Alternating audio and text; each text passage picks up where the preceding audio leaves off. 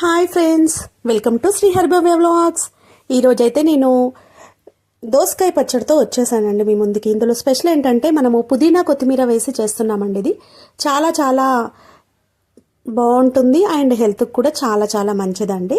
First అయితే ఒక 2 medium size దోసకాయలు తీసుకోవాలి, 2 టమాటాలు తీసుకోవాలి, బాగా వాష్ చేసి పెట్టుకోవాలి. దోసకాయలను అయితే పీల్ ఆఫ్ చేసి పెట్టుకోవాలి. ఒక 10 పచ్చిమిర్చి కొంచెం తక్కువ స్పైసీగా ఉన్నాయి తీసుకొని వాటిని ఆయిల్లో సగానికి విరుచుకొని వేయించుకొని పెట్టుకోవాలి. అదే కడాయిలో కొంచెం ఆయిల్ వేసుకొని దోసకాయలు, టమాటాలు, అందులోకి కొంచెం 1/2 టేబుల్ స్పూన్ పసుపు, 1/2 టేబుల్ స్పూన్ ఉప్పు వేసేసుకొని మగ్గించుకోవాలండి. ఒక 10 నిమిషాలు సిమ్లో పెట్టి మూత పెడితే అవి ఉడికిపోతాయి. లాస్ట్లో మనము కొంచెం కరివేపాకు, కొంచెం పుదీనా, కొంచెం కొత్తిమీర వేసుకోవాలండి. కొంచెం వేడైతే సరిపోతాయి ఇవి. అవి ఇంకా స్టవ్ కట్టేసుకొని అది చల్లార్చుకోవాలండి ఫ్యాన్ కింద.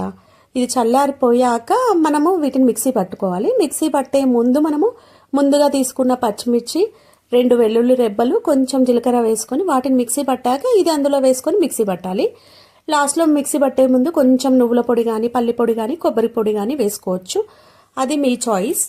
కానీ నువ్వుల పొడి వేసుకుంటే చాలా చాలా మంచిది హెల్త్కి. ఇక తాలింపు పెట్టుకున్నాక ఇలాగ ఉంటుంది ఫ్రెండ్స్.